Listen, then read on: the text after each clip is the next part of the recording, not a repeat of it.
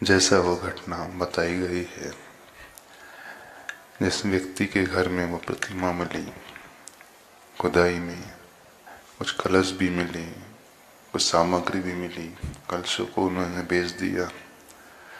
लेकिन जब से प्रतिमा उसके घर में आई, उसके घर में बहुत कुछ अशुभ होने लगा। तो बिल्कुल ऐसा होता है, इसमें कोई अतिशयोक्ति नहीं है। जिनमें जो होते हैं वीतरागी प्रभु की प्रतिमा दुनिया में सबसे ज्यादा एनर्जेटिक होती है, ऊर्जा से भरी हुई होती है। उन प्रतिमा की उपासना, उनकी पूजा मात्र मनुष्य ही नहीं करते हैं, देवता लोग भी उन प्रतिमा की उपासना करते हैं। कुछ प्रतिमाएं जो भूरक्षित होती हैं, जमीन में जिनकी रक्षा हो जाती है, इसका अर्थ मान करके चलना, वो ऐसे ही नहीं बचा पाई अपने आप को। उनको बचाने वाले कुछ ऐसी दिव्य शक्तियां होती हैं, उनकी रक्षा करती है। सैकड़ों वर्ष पूर्व जब इस देश में आक्रमण हुए तो बहुत सारे मंदिर ध्वस्त हो गए, बहुत सारी प्रतिमाएं भी ध्वस्त हो गई।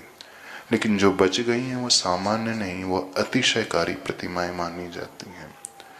तो उन अतिशयकारी प्रतिमाओं के प्रति आस्था का भाव, समर्पण का भाव, भक्ति का भाव मनुष्य नहीं देवताओं का भी होता है। अब रही बात कि यदि देवता भगवान की पूजा करते हैं, रक्षा करते हैं, तो फिर मंदिर में चोरी क्यों होती है? अब देखिए,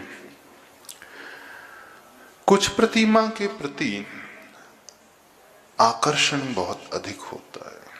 देवता वे लोग बनते हैं जो पूर्वों में मनुष्य आदि होते हैं, उसी क्षेत्र आदि में रहने वाले, उनका विशेष आस्था का केंद्र पर्टिकुलर जिनालय से हो जाता है, पर्टिकुलर मंदिर विशेष से, प्रतिमा विशेष से हो जाता है।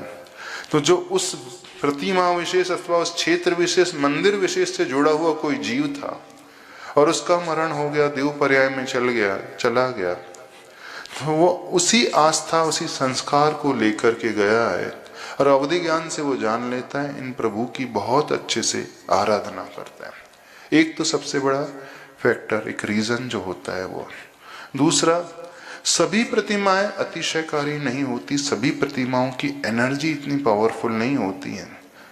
कुछ ही प्रतिमाओं की एनर्जी इतनी पावरफुल इसलिए होती है क्योंकि जिस मटेरियल से वो प्रतिमा बनाई है, मटेरियल की भी अपनी एनर्जी होती है। दूसरा, जिन गुरुओं ने, जिन आचार्यों ने उस प्रतिमा में सूर्य मंत्र दिए हैं, वे गुरु जितने प्रभावशाली, साधना करने वाले, सिद्धि आदि को रखने वाले हैं, तो उनके द्वारा दिया हुआ सूर्य मंत्र उस प्रतिमा में अतिशय को कई गुना बढ़ा देता। तीसरा फैक्टर है, जिस व्यक्ति ने उस प्रतिमा को विराजमान किया, वो जितना नीति न्याय वाला धन है रहता है, जितने अच्छी विचारधारा वाला होता है, तो उस प्रतिमा की ऊर्जा को कई गुना बढ़ जाते हैं। चौथा फैक्टर होता है, उस प्रतिमा को पूजने वाले जितने अधिक लोग होते हैं, तो उस प्रतिमा की ऊर्जा और बढ़ जाती है।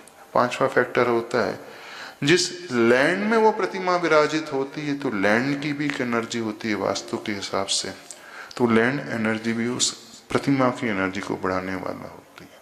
छठवा एक फैक्टर होता है, यदि जहां वो प्रतिमा विराजित होती है वो एरिया पूरे वास्तु के अनुरूप कंस्ट्रक्ट है, तो वो एनर्जी को भी कई गुना बढ़ा देता है। ऐसे 5-6 रीजन जो होते हैं प्रतिमा के भीतर ऊर्जा और अतिशय को प्रकट कर देते हैं।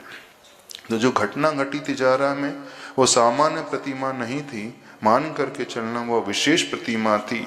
तो जहां वो प्रतिमा पहुंची, यदि उसका अभिनय होता है तो फिर उसके साइड इफेक्ट्स भी बहुत ज्यादा पैदा होने लगते हैं।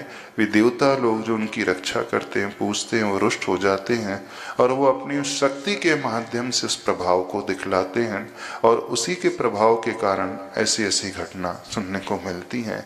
इस प्रकार के स्वप्न आदि के माध्यम से कुछ अप्रत्याशित सी घटना दिखने वाली घटित हो जाती हैं, तो वो संकेत देती हैं कि इस अशुद्धि को, इस अभिनय के भाव को दूर किया जाए। और जैसे ही अभिनय और अशुद्धि के भाव को दूर किया जाता है तो वो संतुष्ट हो जाते हैं और वहाँ पे फिर और अतिशय प्रकट होने लगते हैं।